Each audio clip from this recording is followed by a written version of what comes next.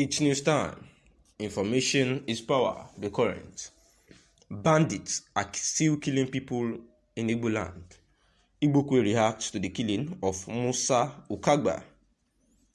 A popular All Progressive Congress APC chieftain, Joe Igbokwe, has reacted to the unfortunate death of Musa Ukagba in Imo State, as he expressed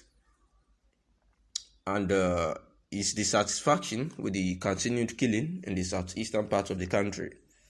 Igbokwe wrote on a Facebook timeline that bandits are still killing people in Igboland. Musa Ukagba does go down in Akwakuma, Okporo Olu, Imo State today. He just came back to the village. Who is next? It is sad that cases like this keep getting reported every day, and the Nigerian security forces must stand up to its feet and fight against these criminals who are hell-bent on distorting peace and harmony in the country. We can continue to lose prolific Nigerians and individuals every day, just as Igbokwe had questioned that who will be the next victim. There is a need for Nigerians to be security conscious. Everyone must ensure to be vigilant, watch out for strange groups in the society, and report to the nearest security operatives. In April 2017, his social media post made from the diaspora and his radio Biafra broadcast outraged the federal government of Nigeria, which they said encouraged attacks on security forces. Kanu's trial has actually now been postponed till November 10, 2021. Of some, especially who managed to hold on to power, is to try to hold others down as if it is the way to achieve their own progress. It is a suffocating and frustrating scenario. Excellence is sacrificed on the altar of mediocrity. People are not promoted in the public sphere on the basis of what they know, but who they know or where they come from.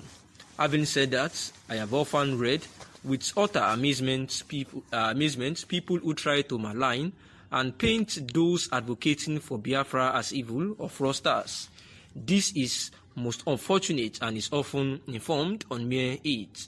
The truth is that Biafra advocates are simply those fed up with the Nigerian system and, most importantly, the marginalization of the Igbo, real or perceived. It is therefore uncharitable to say that they are fraudulent. It is ridiculous that while most people will agree that Nigeria is not working, they will in another breath begin to cast aspersions on those who say they want out because the country is not working for them, which is basically what Biafra is about. Here is probably the only place in the world where people call white black and black white because they can't bear to admit the truth. Another unfortunate falsehood is the idea that Igbo wants Biafra so that they will dominate other groups that fall within the area that once constituted Biafra. This is another mischievous attempt to paint the Igbo in bad light. While some of those who advocate for Biafra have continued to draw their map to include former Eastern region, some of us continue to insist that should there be Biafra, it ought to be an exclusively Igbo affair, and in any case, those who often make the hate-informed arguments about Igbo wanting to annex other groups ignore the fact that there are also people in those groups who are asking for Biafra. And at the same time, they ignore the fact that even the Biafra advocates who draw this wide map have often insisted that everyone reserve the right to opt in or opt out. In the final analysis, my point is that while all of us may not agree that Biafra is the solution, it is hypocrisy to pretend not to understand the point those who argue for Biafra are making. You read all manner of hate comments about the Igbo and people who call for Biafra, and you wonder where such is coming from. To summarize, if you ask me to choose between Biafra and the status quo in Nigeria, I would not hesitate to choose the former because Nigeria, as it poses serious threats to my very existence and the continued survival of my people and their way of life. But of course, I sincerely believe that restructuring, or what we have come to know as true federalism, would be the best for everyone.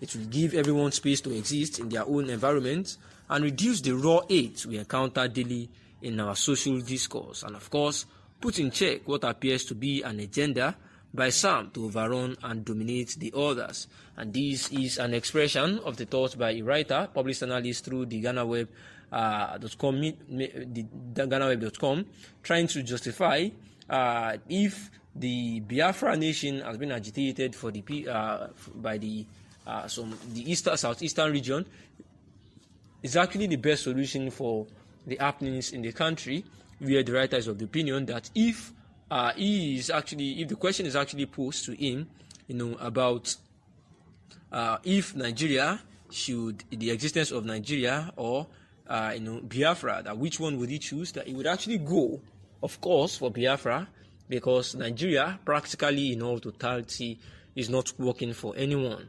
But the writer says that there is a belief that a very good belief that restructuring and true federalism is better than even Biafra, the agitation for a Biafra, saying that the competition, as in terms in Nigeria now, is in terms of some ethnic group versus the other ethnic group, and especially the religious aspect of it, that is the Christianity versus the Islam. And this is ultimately because they are trying to manage those who hold on to power so that they can try to achieve their own progress as well. And this is why excellence is sacrificed on the altar of mediocrity. People are not promoted in the public sphere on the basis of what they know, but who they know or where they come from. And that is why this writer is of the opinion that he would rather be an advocate of restructuring as a middle ground of sorts, because this is the only way that the country can survive, especially all ethnic groups can survive at the moment, with a measure of autonomy by each region to whatever resources they have, and they pay tax to the central government, saying that it is suffocating and a frustrating scenario here in Nigeria, because the truth is that Biafra advocates are simply those fed up with the Nigerian system, and most importantly, the marginalization that these people have been made to perceive. And it is therefore uncharitable to say that they are fraudulent, because it is not possible for people to combine together to work out a country, and some people bench on that to extort these owners of the country, all in the name of being together as one so as to achieve a common goal.